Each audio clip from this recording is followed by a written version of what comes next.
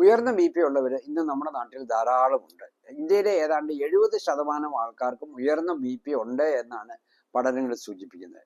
ഇങ്ങനെ ഉയർന്ന B P ഉണ്ടാകുന്നത് പല ആരോഗ്യ പ്രശ്നങ്ങൾക്കും കാരണമാകും. ഉദാഹരണമായിട്ട് അത് ഹാർട്ടിന് പ്രശ്നങ്ങൾ ഉണ്ടാക്കാം. അതുപോലെ തന്നെ അത് ബി പി ഉയരാൻ കാരണമാകും.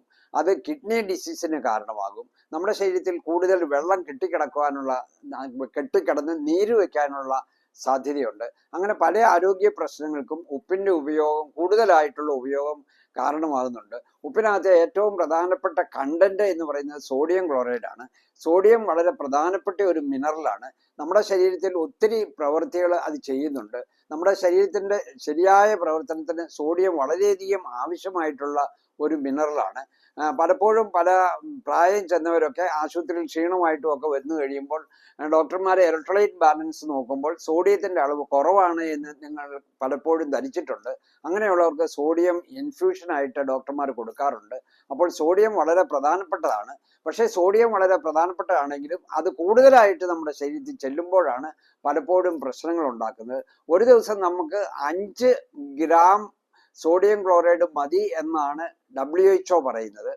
പക്ഷേ ഇന്നത്തെ നമ്മുടെ ആഹാര രീതി അനുസരിച്ച് നമ്മൾ ഏതാണ്ട് 8 ഗ്രാമിൽ കൂടുതൽ സോഡിയം ക്ലോറൈഡ് നമ്മുടെ ശരീരത്തിൽ ചെല്ലുന്നു എന്നാണ് ICMRന്റെ പഠനങ്ങൾ വ്യക്തമാക്കുന്നത്.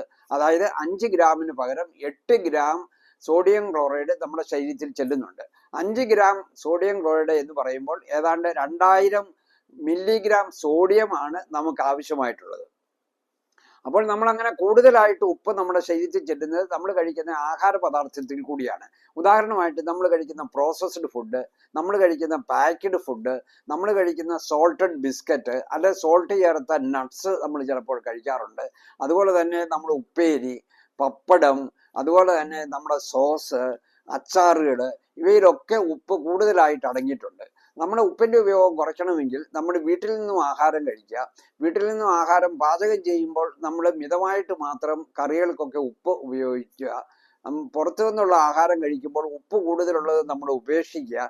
നമ്മുടെ പാക്ക്ഡ് ഫുഡ്, അങ്ങനെയുള്ള പ്രോസസ്ഡ് ഫുഡ് ഒക്കെ സ്റ്റോറിൽ നിന്ന് മേടിച്ചു കഴിയുമ്പോൾ അതിൻ്റെ ഫുഡ് ലേബൽ നമ്മൾ ശ്രദ്ധിക്കുക. കൂടുതലായിട്ട് ഉപ്പ് അടങ്ങിയിട്ടുണ്ടെങ്കിൽ അങ്ങനെയുള്ളവ നമ്മൾ ഉപേക്ഷിക്കുക.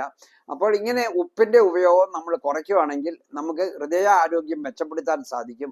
നമുക്ക് ഉയർന്ന ബി പി ഉണ്ടാകാതിരിക്കും. നമുക്ക് കിഡ്നി ഡിസീസ് വരികയില്ല. അങ്ങനെ നിരവധി പ്രയോജനങ്ങളാണ് ഉപ്പിന്റെ ഉപയോഗം കുറയ്ക്കുകയാണെങ്കിൽ നമുക്ക് കിട്ടുന്നത്.